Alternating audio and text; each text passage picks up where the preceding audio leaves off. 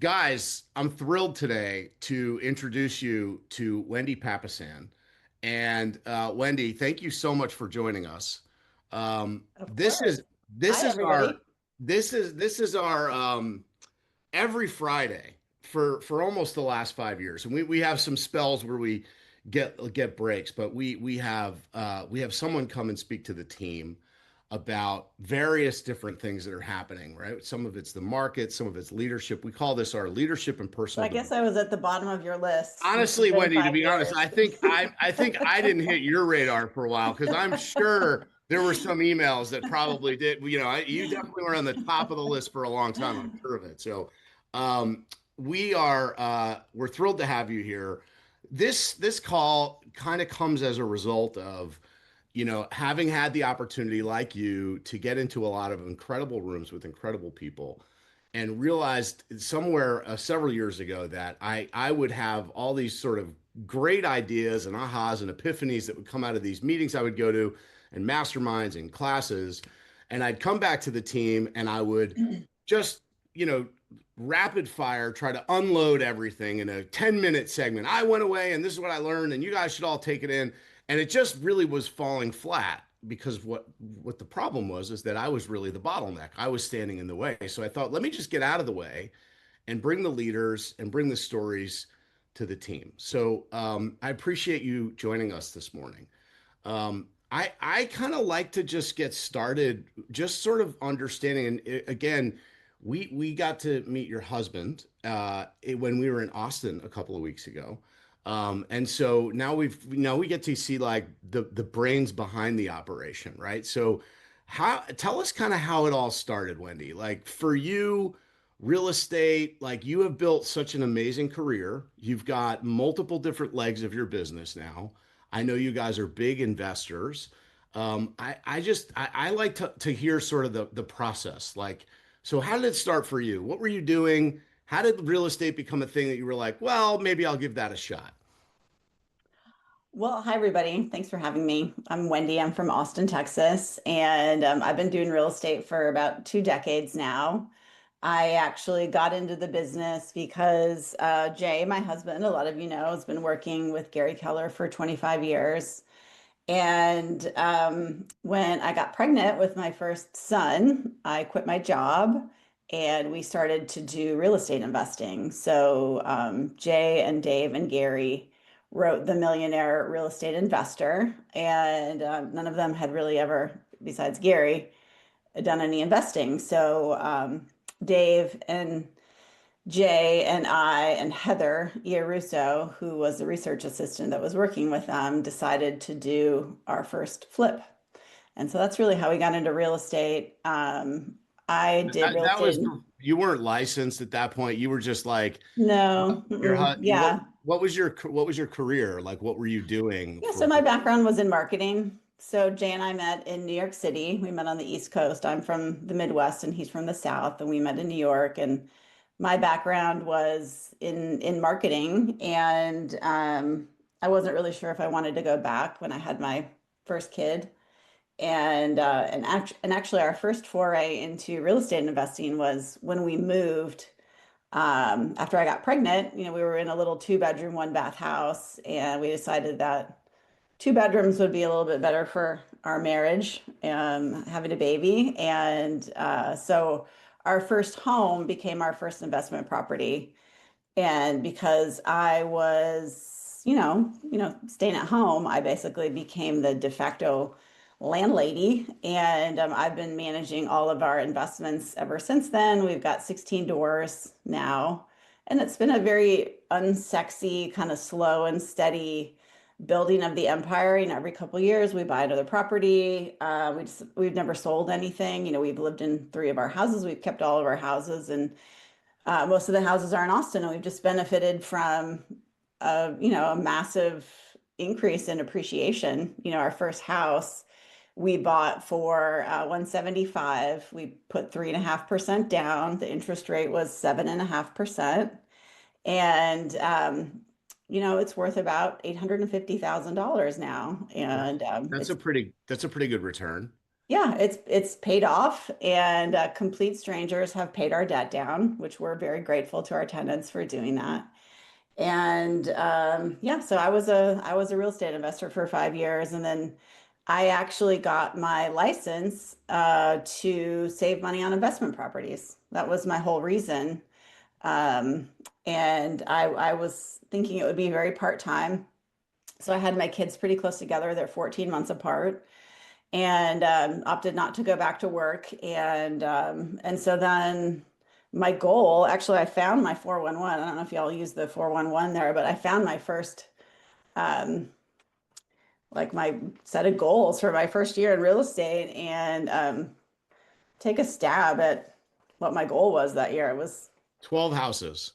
It was really low. Yeah, I wanted to make $15,000 that year. So, Awesome. which is just like I share that because it's like a lot of people start part-time, and here I am. I'm the wife of the co-author of The Millionaire Real Estate Agent, and I just have this pretty low goal because for me that actually for our family it represented a lot of money because I hadn't been working, you know, working for 5 years or making Right. money really. I had been building a lot of wealth for our family through investing and of course, raising our kids and stuff like that, which is another kind of wealth. But so yeah, it's just, and then, I ended up making $85,000 that first year in real estate, which in today's dollars in Austin, Texas translates to $239,000. So it It was, was pretty notable, yeah, pretty yeah. notable jump. And, did that while having a 3 and a 5-year-old. And I think the gift that I got right from the beginning was I want to, keep my family life. Like, I don't want to be one of these crazy realtors. And Jay was really coaching me there. He's like, I don't want you to be one of these crazy realtors who works 24/7. So I always had help right from the get-go. I got a transaction coordinator. If I had the ability, if there had been a team, a high performing team like you guys are on, I would have definitely joined a team. I'm a huge proponent of teams, just being on a team, running your own team. It's the best. Like I just thought, gosh, this business is lonely by yourself. Yeah.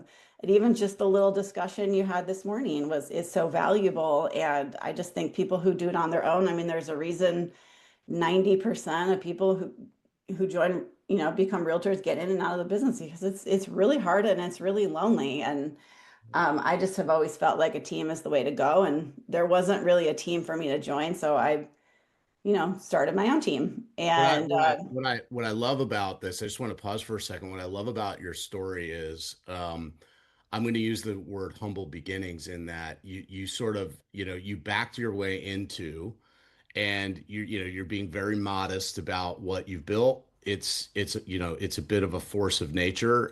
You've got an amazing operation in Austin. You've participated in, it's the Empire Building podcast, which you guys won like podcast of the year 2 or 3 years ago, right? And then in addition to that, you've got the Her Best Life program, which is the coaching and training. I mean, you guys have really launched this sort of, like, let me just go see if I can make $15,000 into something extraordinary. There's some kind of a magic behind that, which is kind of what I want to think about and what I want to talk about, because I think a lot of us wake up one day and say, let me just try to do this one thing. But then something unique happens when you start to have some success. So why didn't you stop when you made your first 15,000? Right? You set out to make the 15,000 in that year, and you said, "This is enough. This is what I want." Running. I'm a mom. I've got a child. I've got two kids at 3 and 5. I'm running our investment properties. My husband's working. I'm good. How come you went and continued to sell well, houses? we were poor. Why We, did we you go were to poor. That's 80/20? why I didn't want to stop, obviously Jay's been at KW for a long time now, but back then, it's 2005, 2004, and we were living on, actually it's 2009 when I started, so it was the middle of the Great Recession, and Jay wasn't making a lot of money at KW Right. at that time. Yeah, so the money was great and it was fun. Did So it you was ever? really it was Did really you? fun for me, and it was like a puzzle, to be able to help people, but also, the team building part was really fun for me. And but it was hard. Yeah. It's hard what we do. And we are rewarded richly for it. The effort that you put in. Is what you get out of it. And it turned out I am an entrepreneur. I didn't know that because I didn't have any kind of framework growing up for that. So, my dad was a truck driver.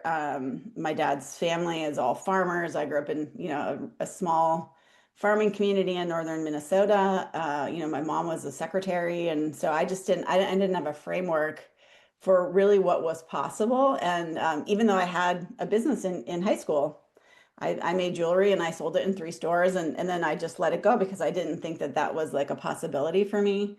Mhm. And so even though I had been exposed to Keller Williams and what was possible for 10 years through Jay, it wasn't really till I got in there and I really understood, what was possible. And so that kind of entrepreneurial spark was lit inside my brain and all of a sudden I understood what was possible and that in conjunction with like growing a team and building a team, I understood that like here's what's possible, but there's no way that I can do it alone. And some of that was forced because, I remember when I first started out, I worked right across the office, right across the hallway from Tim Heil. Some of you know him. He's a top agent in Austin.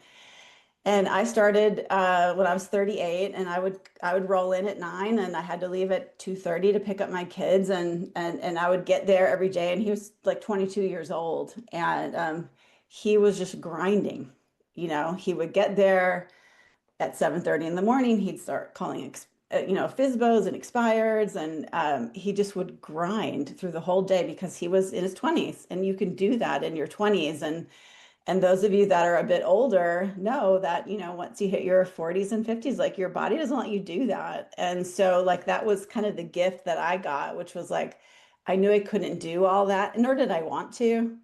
And so I started to team build. And all of you get the opportunity to do this inside this team, which is what Mhm. I also love about Keller Williams. This is the idea of like you get to get help at home. You can get a virtual assistant. Like there are things that you can do to really help you take things off your like to-do list that you don't want to do and give them to someone who does want to do it. So As your career started to get momentum, right? You've mentioned multiple times that you immediately went to like right off the bat, you said, I'm going to be team building. I'm going to be getting help right from the beginning. mhm, Talk to me about those moments where you drifted into, okay, there's way too much on my plate right now. I'm in a state of overwhelm. mhm, And how did you figure out what you needed help with and when? That's a thing that I mhm, feel like on this mhm, team we visit a lot.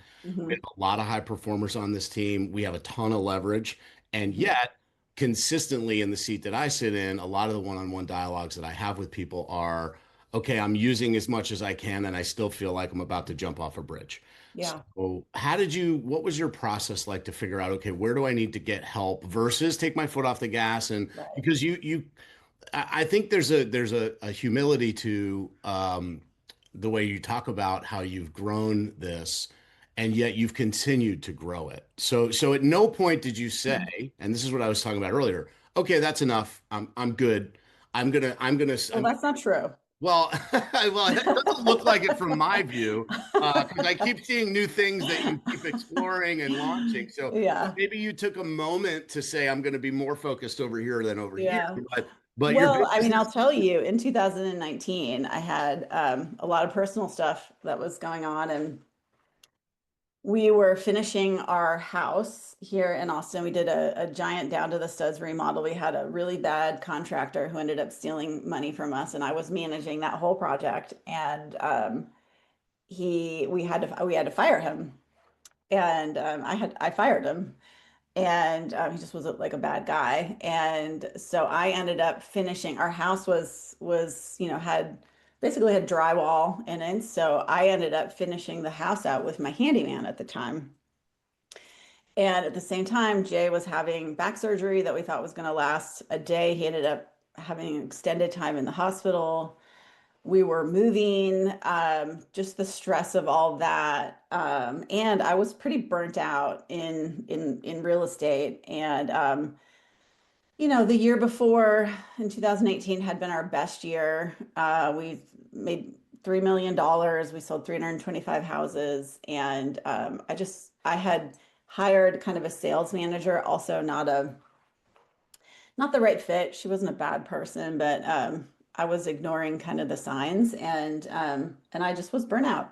And through the course of 2019, about 90% of my team, it was about the size of your team now, was big, left. People that had been with me 5, 6, 7 years, the whole time I had been in real estate and having a team. And it was really devastating for me because I'm a people person. I love my people. I'm like you. I pour into my people, and I just remember when my transaction coordinator, who'd been with me for just a really long time, I'd just given her a $20,000 bonus and like a bunch of furniture from a short-term rental that I had, and she didn't even call me when she left. She sent me an email, and I just was so sad. I just was devastated, and I just was sitting on the couch with Jay, and I said, I don't want a big life anymore. I want a tiny little life. I don't want a big life.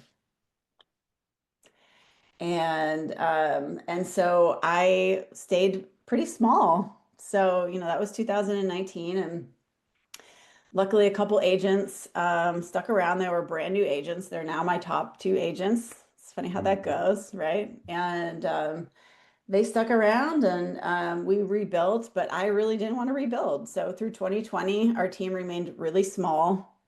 2021, I just did not want to build or rebuild. And that's okay. You know what I mean? It's like okay to have, like, I think about being in real estate as not as a year, but as a career. And what I think is pretty remarkable is, unlike a lot of careers, you can flex. You can Mhm. have some years where you can go out and crush it, especially on a team. You can go Mhm. out and crush it, and it's just a season of your life. You have a lot of time. Your health is great. You got a lot of energy. You have big motivation. Like I was able to take all that money that I made in 2018 and put it into our house. It was amazing. We paid cash for an $800,000 remodel. And then when you don't want to, you can unflex. You know You what? can say, listen, Um, this is a season where I want to do less, and that's okay. I think though I would add just hearing you talk about it, there's something really fascinating about it where you're saying you use the term I don't want a big life, or maybe those are the words that you said to Jay, and yet um, it wasn't that you actually didn't have a big life. You just had a more intentional big life in different parts of your life. So I'm sure that you spent Well, more, that is true, but in more terms time. of in terms of growing the team, I was like, no, hell no, Yeah. Okay. not So gonna so yeah. happen. So there was and the seasons that you talk about, I think are really important. We use a lot of sports analogies on the team, and there are years where people are, where people where that like, hey, people have stuff going on in their life or they have other priorities, and so we'll use the term like, well, they're on the injured reserve list this year. Like Yeah, they're not off the team, or they're just yeah. in a year, like they're Yeah. in rehab right now, and we'll see them next season. I have Perfect. a team member on my team who had a nonstop migraine for 4 weeks, and she just checked into a headache clinic in Chicago. And she's been in the hospital for 2 weeks, and she came back and she's better. She's not an agent, she's an admin, but it's just I'm just such a big fan of the team, and I'm not saying that because I know you have a great team. I just cannot imagine doing this business on my own. It just seems horrible and really lonely. And I think there's an epidemic of loneliness out there, especially among realtors. People aren't going into their offices, and so I just feel really, blessed to be able to have learned how to build a team through KW, because Yeah. there's no other way I would have done it. So. Yeah, it's a total gift. I can't imagine even being the same person without having had No, no, experiences. I would be completely different. So I want to go back to how you knew. when you were growing? That Yeah. like where Well, were the parts where were the parts of your business or your life that you focused on, and what was the filter that you put it through when you said, okay, I'm gonna yeah. this is bigger than I expected it to be. It's growing. I'm gaining momentum. I like the money. I love the job, but I have other priorities. I had priorities in my life that said I was going to do these other things, and I don't want to become that quote unquote crazy realtor. Yeah. How did you know where to put your energy around leverage, around what the right things? Well, the gift that somebody gave me is somebody just said, when you're feeling overwhelmed, like you will feel it in your body. And I think a lot of us that are high performers, we're able to kind of like separate how we're actually feeling with what we do, you know? And I don't know if any of you are like that, but I'm really like that's pretty easy for me. So I can just keep going and going. And somebody was like, just listen to your body. So when you're feeling overwhelmed, you have that sick feeling in your stomach, you're waking up in the middle of the night feeling anxious and uncomfortable. So whenever that would happen, I would really just stop and say, like, what do I need here? Do I need a new system? Or do I need a new person? Or sometimes you need a new person to implement a new system. And for a lot of us, especially moms, that kind of thing that comes at home as well, as well as on the team. So if you're on a high performing team and you've got a lot of leverage at work, you need to take a look at your home life and see what is causing you stress in your home life. Are you coming home and there's, a mountain of laundry? Give yourself permission to get a housekeeper who's going to fold your laundry for you. Mhm. Give yourself permission to have a house manager who's going to come and manage your household for you. Pay your bills, walk your dog, clean your, fish tank.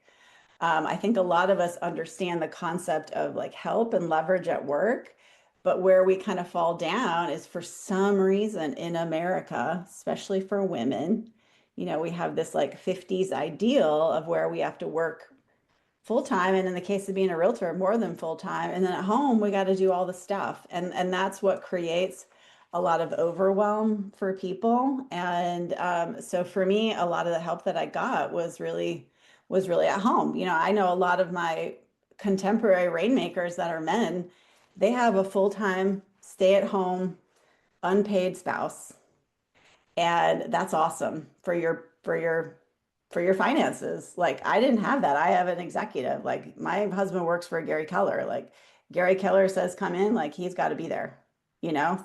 So we focused a lot on getting some of that help at home. Mhm.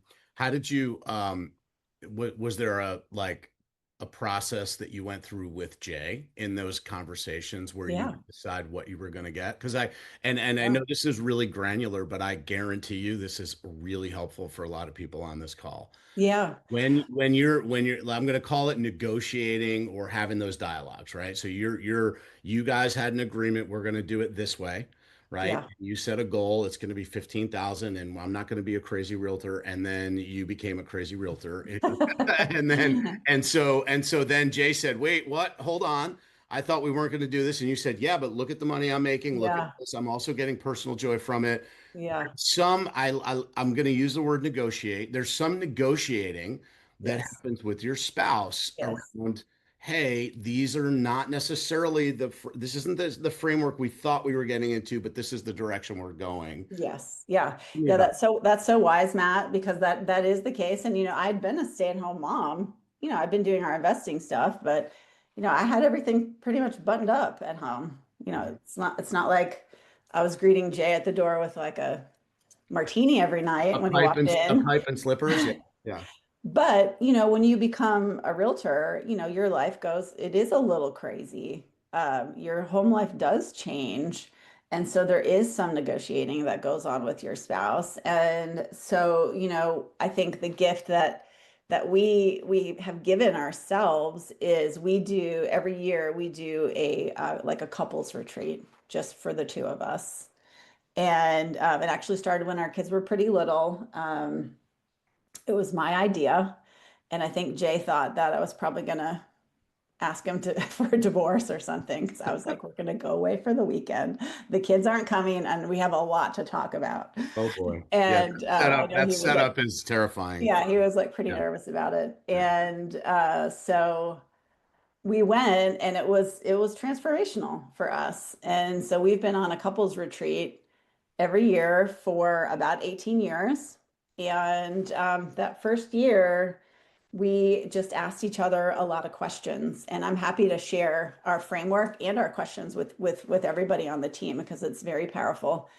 And the questions were things like, what do we want? Do we want to send our kids to private school? Like, do we need to start prepping for education? Like, what do we want? How many vacations do we want to take? What's on our bucket list? So just really, and some of them were like pretty intense, like, how's our sex life? Like, you know, all these different questions.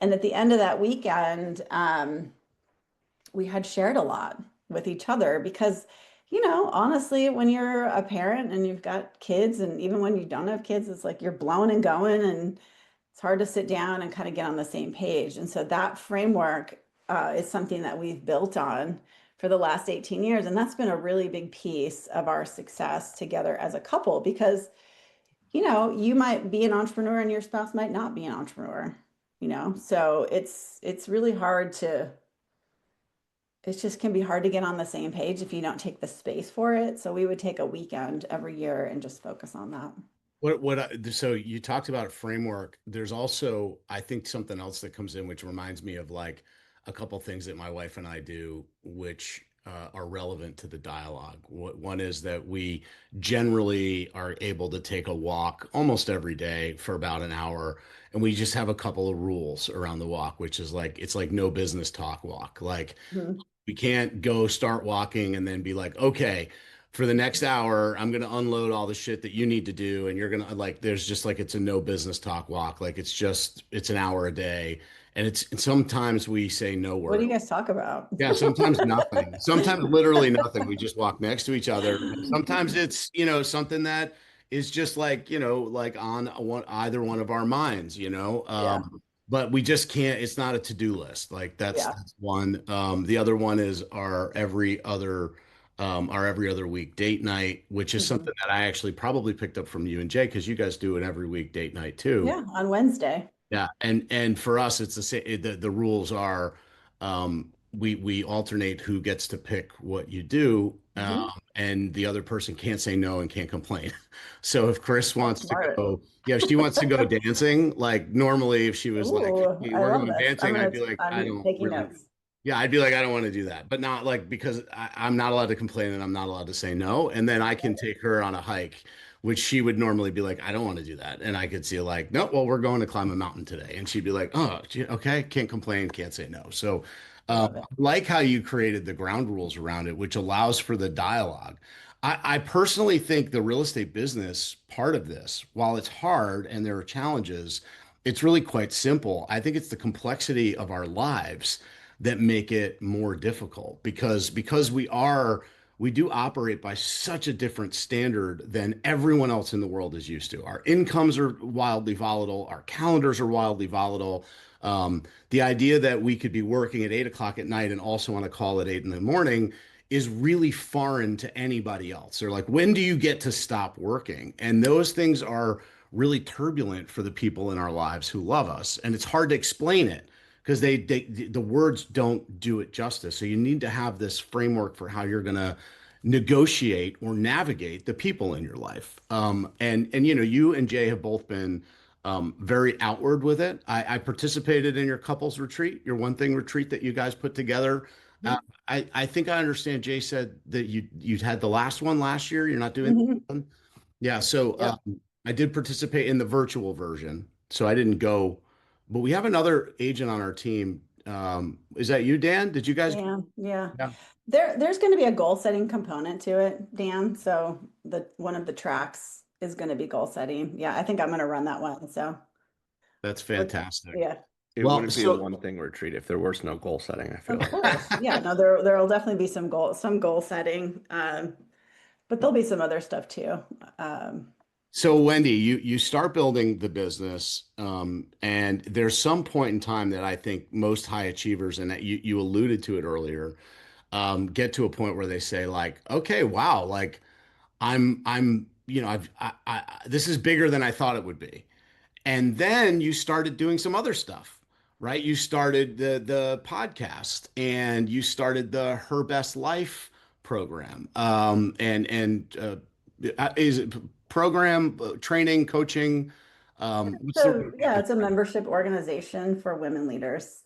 Yeah. So talk to me about the evolution of those things. Like, where does that come from? Mhm. Because there was also this really unique thing that you did where I can't remember what you guys called it. Five dolls, Dolls, yeah, five that's all dolls. together. Yeah. Yeah. Well, listen, I think it's a really cool story because one of the things that I think high achievers and driven people do is they figure out what rooms they need to be in, and then they make an effort to get there. And that's another thing that you did or participated in. So tell us about Five Dolls and the evolution into Her Best. Yeah. Well, so my business was growing pretty fast. So I was making $1 million in under 5 years. So I went from, 85,000 to about 1 million in 5 years. And it was all pretty overwhelming for me. I had a series of coaches, but I just felt like I needed a peer group because a lot of my friends were stay-at-home moms. So I would go and I'd sit at the playground with my kids, after school. And I really, aside from my kids, I didn't have a lot in common with them.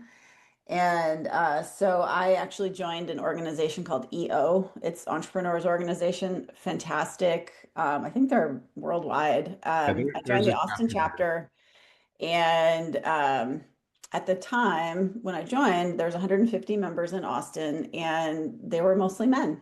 It was 10% were women.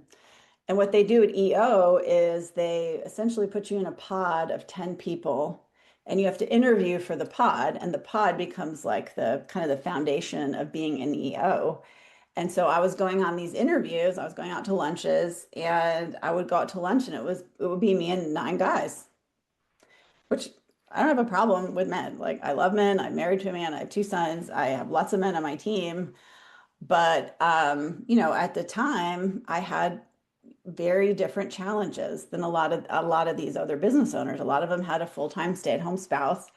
My kids were young, let's get real. Like the women take the majority of the mental load as far as like children go. And so I just didn't have there just was nobody in these groups that I could relate to. And so I ended up pulling out. It was expensive. It was at the time it was $7,000 a year, and that was a lot of money for me then. And at the same time, I was like, I still need a group of people. So I invited 5 other women who were running real estate businesses who had kids kind of the same age as me, and I invited them to a retreat at our ranch, which is a couple hours away. And we came to that retreat, and we talked about wealth building. We talked about org charts. We talked about work-life counterbalance. We talked about parenting. We talked about all the things, right? And we all left feeling so seen that we decided to keep doing it. So eventually the group got to be about 11 people. And we started meeting twice a year in different places around the country. And in April of 2019, which coincidentally is when my team was falling apart, we decided to have an event and invite other women leaders, mainly realtors, and so 11 alpha females try to put on an event um, that I guess it was in October. Sight on scenes. We never did a site visit. About a month out, we were like, oh shit, who's going to do registration? Like, how do we do that?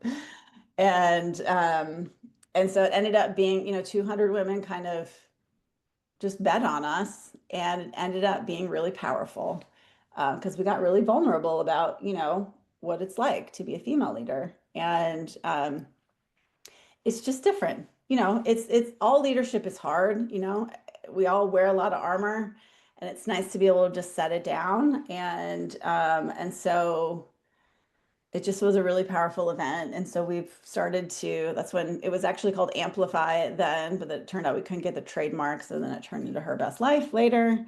And now we have about 1,000 members, mainly real estate agents. It's all for women in business. And then we have like a premier sort of membership called Empire Circle. And then we have another membership called Net Worth Club, which is where we talk about wealth building for women.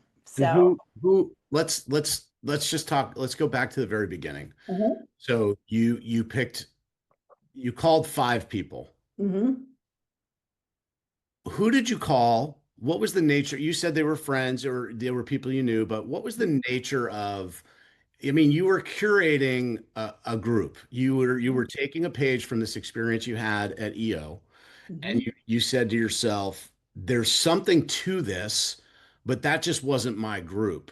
Right. And I need to curate a group. So I'm Yeah. I'm real interested in, because this can be completely random. You could just call a bunch of people and say, "Hey, let's all get together and talk." And we've all had those false starts, but something sort of magic showed up because you got the right five.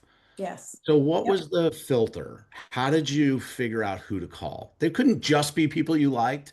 There might Yeah, because that's they're really, that's a really great question. I mean, it was, they were somewhat friends of mine, I guess, people I admired, people who I think wanted a big business and a big life. So it wasn't just like, I think it's easy to have a big, to go all in on real estate and you get to neglect everything else. Mhm. That And so part's these easy. were women, at least in my perception, who wanted not only to grow their business, but who were also doing some kind of maybe investing on the side, also had young children, wanted to, everyone was married. So yeah, there was a certain amount of criteria, and I think I identified those people who it seemed like they would want kind of what I was craving, which is this work life kind of, you know, I don't think balance is a good word. Gary and Jay would say counterbalance, but just, you do get to have it all in this Yeah. life. You really do. You just can't do it all, Yeah. you And know? and sometimes not all at once, right? So Yeah. Yeah. did anyone say no? Did you invite anybody to that group that was like, "Oh, I don't think this is for me"? Yeah. Yeah. We did. Yeah, Yep. and again, I bring all this stuff up as silly as it may sound because I believe that that's one of the most powerful things you can do. I think some of the greatest leaps I've ever made in my life came from forcing myself to be in rooms with other people and Yeah. also confronting the fact that sometimes you ask people that you think are a no-brainer and they're like, yeah, not for me. And it's Yeah. like that's a good, you could Well, have, we've had people leave. yeah. So not everybody that was there with the original 11 is still there. We've had people leave. And that was, because we ended up starting a business together, all 11 of us. And it was eight primary people and then three who are kind of like secondary. And now we're down to seven.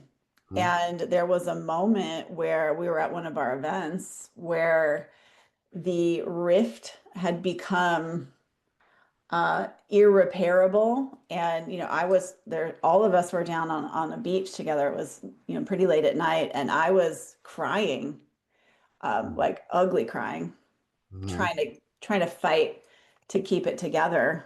I mean, ugly crying.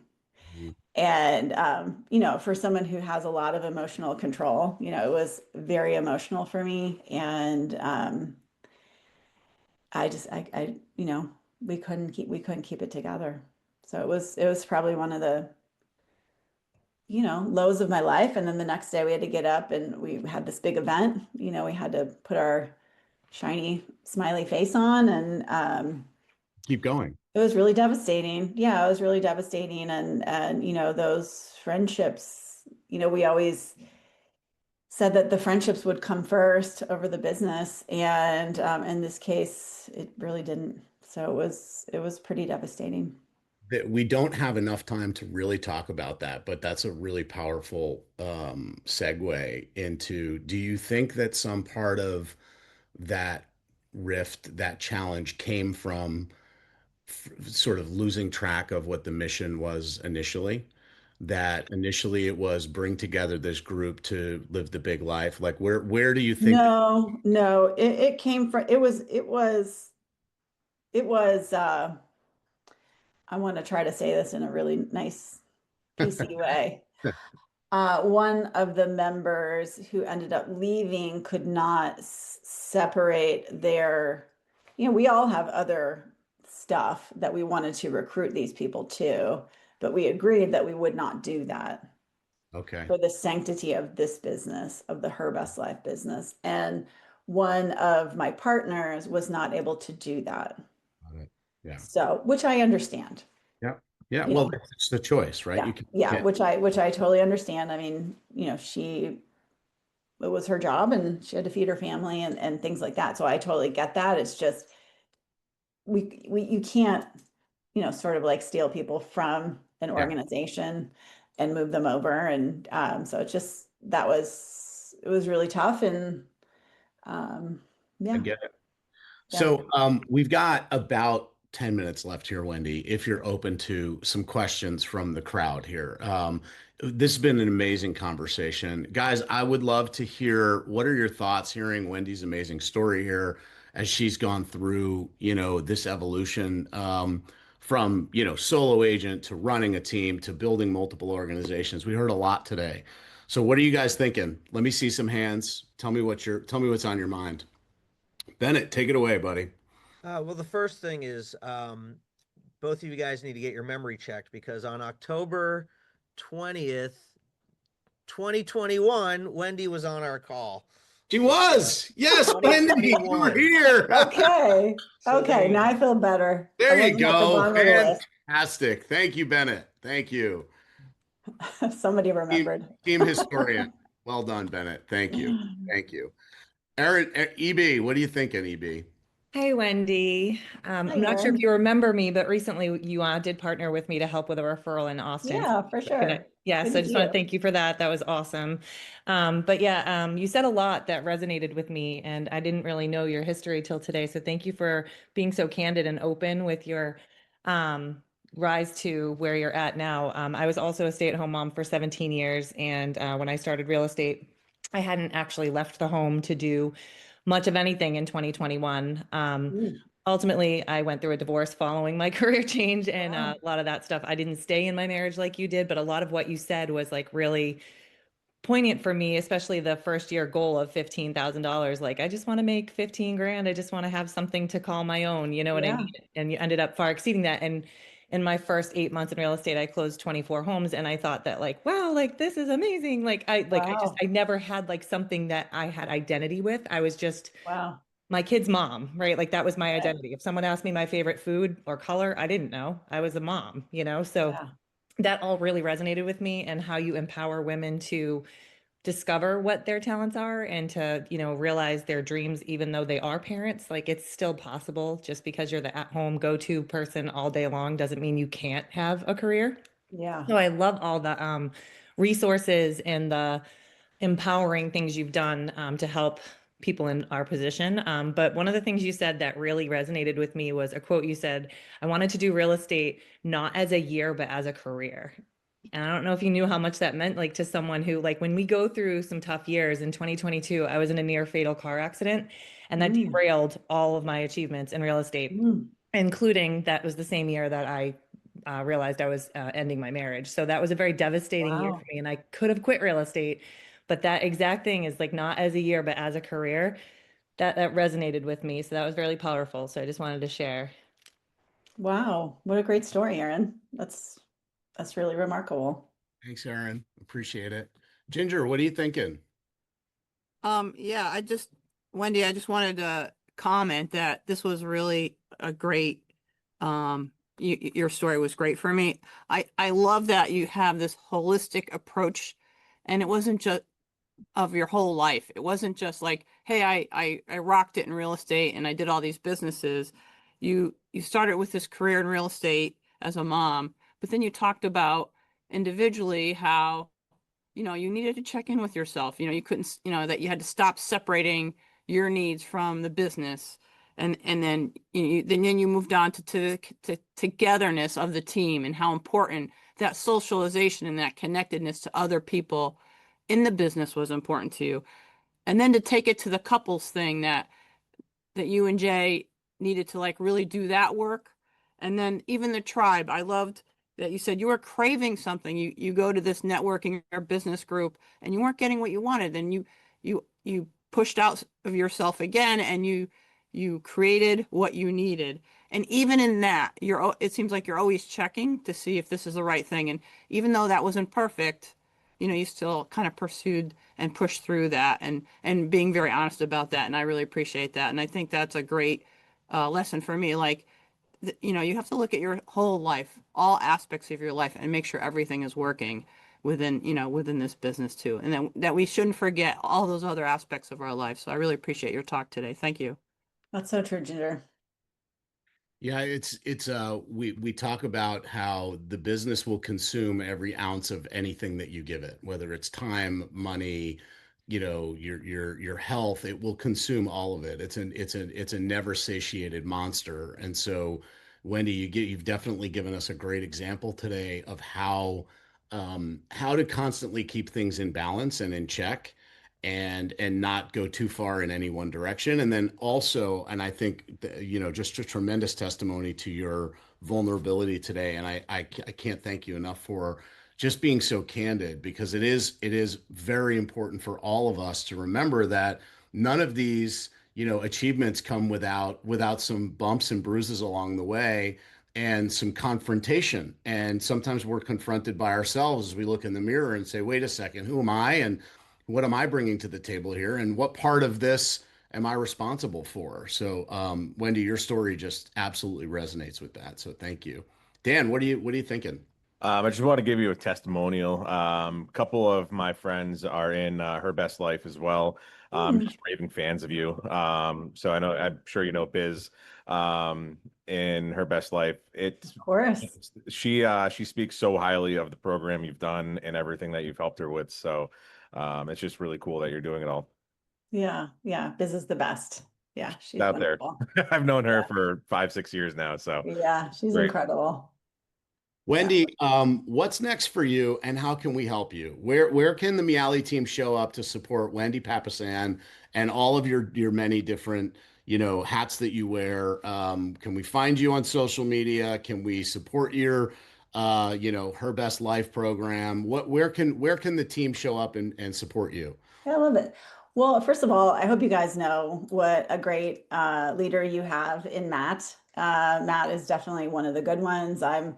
I know lots of rainmakers from all over the country who do a really big business, and he's really someone who truly cares about his team and your development, and a testament that even that he does these things. It's honestly pretty rare.